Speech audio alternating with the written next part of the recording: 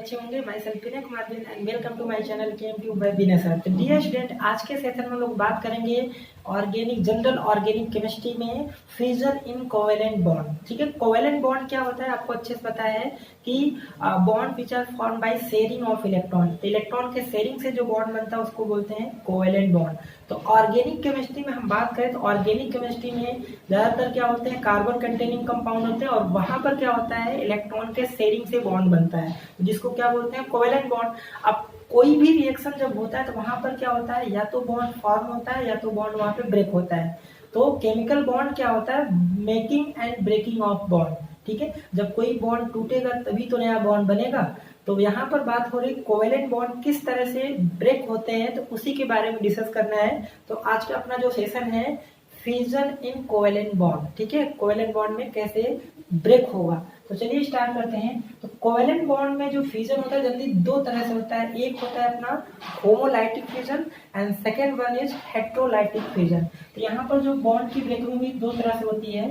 तो टाइप्स की अगर हम बात की जाए, अगर टाइप्स की बात की जाए तो यहाँ पे दो तरह से फ्यूजन होगा। सबसे पहला जो होगा, ठीक है, सबसे पहला first one is homolytic fusion. Homolytic fusion. अब होमोलाइटिक फ्यूजन का एक और नाम है, इसको सिमेट्रिकल फ्यूजन भी बोलते हैं। क्या बोलते हैं, सिमेट्रिकल फ्यूजन। ठीक है, and second one is heterolytic fusion. Heterolytic fusion, ठीक है, समझ में आ रहा है। इसको बोलते हैं अनसिमेट्रिकल फ्यूजन बोलते हैं। तो सबसे पहले ये दोनों नाम आपको याद होना चाहिए। Homolytic fusion means symmetrical fusion and heterolytic fusion means unsymmetrical fusion. तो सबसे पहले हम फर्स्ट की बात करते हैं कि होमोलाइटिक फ्यूजन क्या होता है। ठीक है, होमोलाइटिक फ्यूजन। ठीक है, होमोलाइटिक फ्यूजन क्या होता है, होमो का मतलब होता है कि जैसे बॉन्डेड एटम है और दोनों की पावर सेम है। अब पावर का मतलब यहाँ पर इलेक्ट्रोनेगेटिविटी से है। अगर बॉन्डेड एटम में दोनों एटम, जो भी एटम है, जो भी बॉन्ड हमें ब्रेक करना है, दोनों की इलेक्ट्रोनेगेटिविटी अगर सेम है तो अगर वो बॉन्ड ब्रेक होगा तो हमेशा वहां पर क्या होगा, इक्वल डिस्ट्रीब्यूशन ऑफ इलेक्ट्रॉन होगा बिटवीन बॉन्डेड एटम। ठीक है, मान लीजिए सपोज ये दो, यहाँ पर एक बॉन्ड है। ठीक है, सपोज मान लीजिए एक बॉन्ड है, एक एटम ये लगा है और एक एटम ये लगा है। अगर मान सपोज इस बॉन्ड को ब्रेक करना, ये कोवेलेंट बॉन्ड है। ठीक है, एक एटम ये है और एक एटम ये है, हमें इस बॉन्ड को ब्रेक करना है।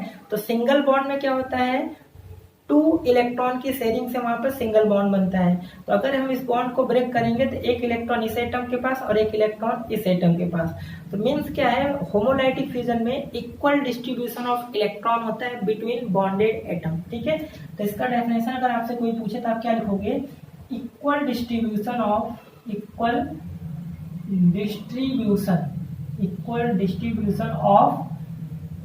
Electrons in bonded atom.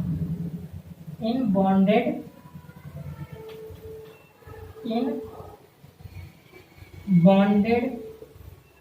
Atoms. ठीक है, सिंपल सा डेफिनेशन है, equal distribution of electrons in bonded atom. तो उसको क्या बोलते हैं, इस तरह की फ्यूजन को होमोलाइटिक फ्यूजन बोलते हैं। अब मान लीजिए हम एग्जांपल, जैसे मान लो ए बी, यहाँ पर दो एटम है, ए एटम है बी एटम है।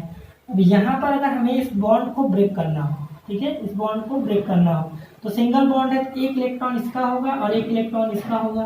कोवेलेंट बॉन्ड में इक्वल इलेक्ट्रॉन की शेयरिंग होती है। तो अगर एक इलेक्ट्रॉन ये शेयर कर रहा है तो एक इलेक्ट्रॉन ये शेयर करेगा। तो अगर इस बॉन्ड को ब्रेक करना है, यहाँ पर हम मान के चलते हैं एंड ए एंड बी की दोनों की इलेक्ट्रोनेगेटिविटी क्या है, सेम है। ठीक है, यहाँ पर हम मान लेते हैं A B atom have same electronegativity,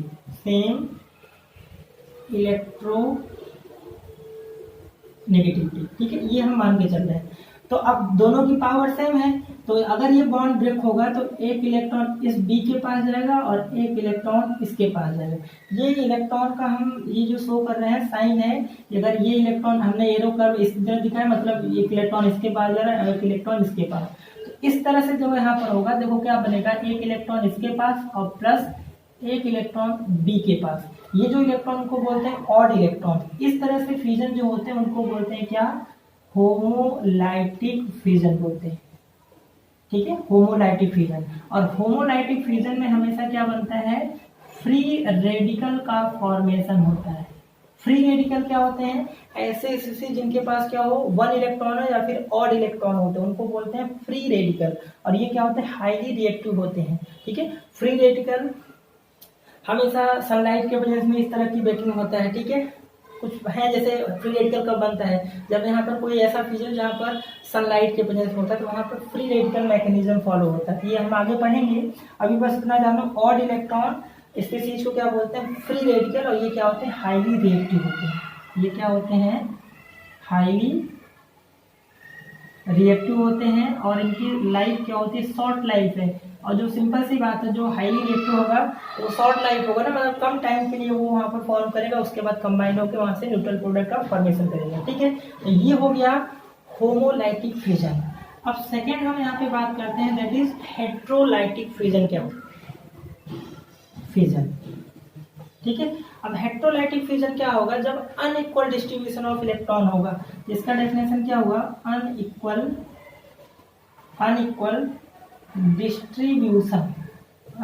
distribution of electrons between bonded atoms. जब अनइक्वल डिस्ट्रीब्यूशन होगा इलेक्ट्रॉन बॉन्डेड एटम के बीच, वहां पर क्या होगा, हेट्रोलाइटिक फ्यूजन होगा। तो जैसे चलिए मान लीजिए हमने ए बी ले लिया, फिर से वही एटम, और इस बार हम मान के चलते हैं कि जो बी एटम है उसकी इलेक्ट्रॉनिविटी ज्यादा है। ठीक है, तो यहाँ पे हम मान ले रहे हैं कि B atom more electronegative than A atom. ठीक है, ये मान के चल रहे हैं। तो अब देखो यहाँ पे सिंगल बॉन्ड है, एक इलेक्ट्रॉन इसका होगा, एक इलेक्ट्रॉन इसका होगा, बिकॉज यहाँ पे कोवेलेंट बॉन्ड है। तो यहाँ पर बी की पावर क्या है, ए से ज्यादा है। तो इलेक्ट्रॉन का जो डीलोकलाइजेशन होगा, जो इलेक्ट्रॉन मूव करेगा वो जिसकी पावर ज्यादा है उसकी तरफ मूव करेगा। तो बी की इलेक्ट्रॉनिविटी ज्यादा है तो हम इसको इस कर्व एरो से दिखाते हैं। मतलब बी की पावर ज्यादा है तो ये इलेक्ट्रॉन तो अपने पास रखेगा, इसका भी इलेक्ट्रॉन इसके पास लेके जाएगा। और आप लोग ने 9th-10th में पढ़ा ही होगा कि जिसके पास से इलेक्ट्रॉन, जो इलेक्ट्रॉन लूज करता है उसके ऊपर प्लस चार्ज, और जो इलेक्ट्रॉन गेन करता है उसके ऊपर माइनस चार्ज।